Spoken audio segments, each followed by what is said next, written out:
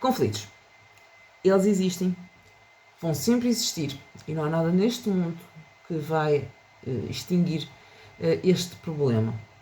Mas será que conflitos é só o problema?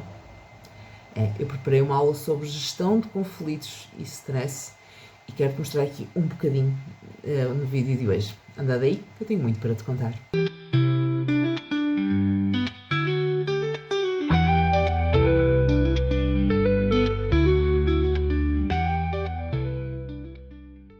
O que é isto da gestão de conflitos? Primeiro vamos ter que perceber que eles acontecem sempre e vão sempre acontecer. Não é porque nós temos aqui uns gurus da assertividade, não é porque nós temos uma comunicação assertiva que eles vão deixar de existir, não, mas podemos realmente minimizá-los e geri-los da melhor forma. Todas as situações justificam a necessidade de estar consciente dos riscos que cada um corre, de possuir conhecimentos que lhe permitam reagir adequadamente e enfrentar as adversidades do dia-a-dia sempre que for apropriado. Ou seja, tudo que nós falamos aqui ao longo desta pequena aula vão estar ligadas aqui um bocadinho com esta questão. Todos os setores de atividade, principalmente nas empresas, quando estamos em ambiente laboral, estão expostos a determinados riscos e a determinados tipos de pressão ou stress. Os conflitos são o oposto de cooperação, ou seja, quando existem conflitos não vai existir cooperação entre as pessoas daquela empresa e vai realmente tornar todo o processo muito mais difícil. Ou seja, os conflitos estão inerentes à natureza humana e isso é uma coisa que é certinha na nossa vida, é que, como eu disse no início, eles acontecem e vão sempre acontecer. Quando há conflitos nas relações, é porque aconteceram divergências de objetivos, de interesse ou de recursos, podendo acontecer entre duas pessoas ou entre grupos. Geralmente quando há conflitos, quando uma pessoa quer o A e outra pessoa quer o B, quando um grupo quer uma determinada coisa e o grupo quer determinada outra, quando nos aconteceu, por exemplo, em grupos de amigos, uns querem ir para um lado, outros querem ir para o outro, e nós começámos ali um conflito, muitas vezes até desnecessário, não é? Porque todos acham que têm razão e todos querem uma determinada coisa e não se pensa no bem comum, não é? Na maneira de resolver o conflito, ou seja, depois focámos ali no conflito em si e não na resolução do mesmo. Principalmente nas organizações, os conflitos podem surgir com a acumulação, por exemplo, de tarefas, de falta de autonomia, devido aos insucessos e aos interesses pessoais. Muitas vezes há falhas na comunicação ou quando o colaborador não sabe mais quais são os objetivos e tarefas entre eles. Quando muitas vezes há conflitos dentro das empresas é quando não há uma boa comunicação interna. Aliás, se vocês depois quiserem saber mais sobre comunicação interna, eu também tenho uma aula disponível sobre isso que vai bater aqui em alguns pontos que se calhar se vão colmatar entre si, mas muitas vezes nas organizações é mesmo isto, é falta de comunicação, é muitas vezes as pessoas não saberem quem é que está responsável por que projeto, por que tarefa, quem é que faz o que, isto gera conflitos, porque eu já fiz, mas não fizeste bem feito, porque não fizeste, ou seja, tudo isto é uma bola de neve, principalmente nas empresas. Para início de conversa, então, os conflitos despertam sentimentos e energias entre membros de uma equipa. Esta energia é despertada e estimula muitas vezes o interesse em descobrir e desenvolver soluções criativas e inovadoras. Ou seja, para quem está lá, para quem quer realmente resolver este conflito, muitas vezes tem que ser criativo e que tem que desenvolver realmente soluções, muitas vezes inovadoras, para sair deste conflito e encontrar a solução para este dito problema. O conflito é uma maneira de chamar a atenção para problemas que existem numa organização ou numa equipa. Ou seja, quando nós começamos a ver que uma equipa tem muitos conflitos, é porque algo não está bem. Que são sinalizados e que evitam, ou seja, quando sinalizados atempadamente, eles podem evitar problemas mais sérios. Ou seja, funciona como um mecanismo de aviso de que algo precisa ser corrigido. Um conflito pode estimular a equipa a criar sentimentos de identidade de grupo, não é? Porque temos todos o mesmo problema, vamos todos alinhar para resolver este problema e aumenta então assim o sentimento de união entre equipas. Quanto aos efeitos negativos, porque eles também os existem, quando há conflitos, eles vão surgir quando os sentimentos gerados são de frustração, hostilidade e tensão.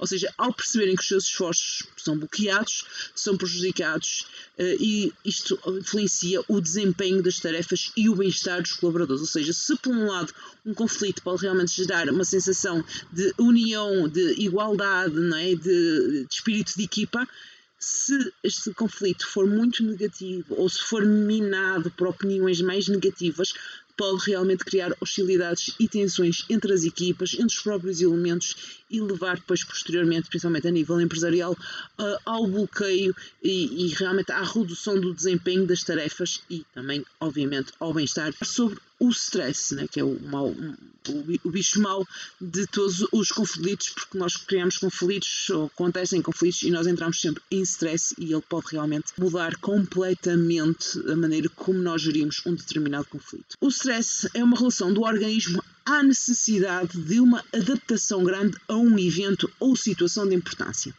Pode ser definido como uma resposta fisiológica, psicológica e de comportamento que ocorre sempre que precisamos nos adaptar a mudança. Ou seja, sempre nós temos que fazer alguma mudança, seja ela física, psicológica, comportamental, nós vamos ter aqui um fator de stress envolvido.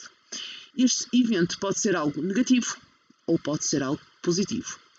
Devemos, por isso, desenvolver mecanismos de identificação e gestão de potenciais causas para este stress. O stress resulta então de interação entre indivíduos e a situação, ou seja, nós temos uma situação, nós temos um problema, temos um conflito, seja o que for, e isto vai gerar stress através da interação que existe entre nós, entre a nossa equipa, entre nós pessoas singulares e esta situação. Algumas situações são potencialmente mais estressantes do que outras. A percepção do stress é subjetiva, ou seja, o que me causa stress a mim pode não causar stress à outra pessoa e o que causa stress à outra pessoa para mim pode até parecer insignificante. É preciso nós termos sempre em consciência que o stress é subjetivo e que a outra pessoa pode realmente estar a criar um conflito derivado ao stress e cabe-nos a nós termos um bocadinho também de inteligência emocional para percebermos isso e tentarmos realmente contornar essa dificuldade. Os mesmos stresses provocam reações distintas em diferentes indivíduos. Ou seja, a mesma situação de stress pode-me causar a mim uma situação, por exemplo, até de agressividade, de impulsividade, e na outra pessoa pode realmente gerar o evitamento, não é? Aquela pessoa começa a evitar a situação, começa a procrastinar porque não quer lidar. Ou seja, nós temos que ter esta consciência que o stress vai influenciar as pessoas de maneira diferente, cada uma delas. De um modo simples, o stress é a resposta do nosso corpo a um evento ou uma situação de pressão na nossa vida. O stress é normalmente decorrente de alguma coisa nova ou inesperada.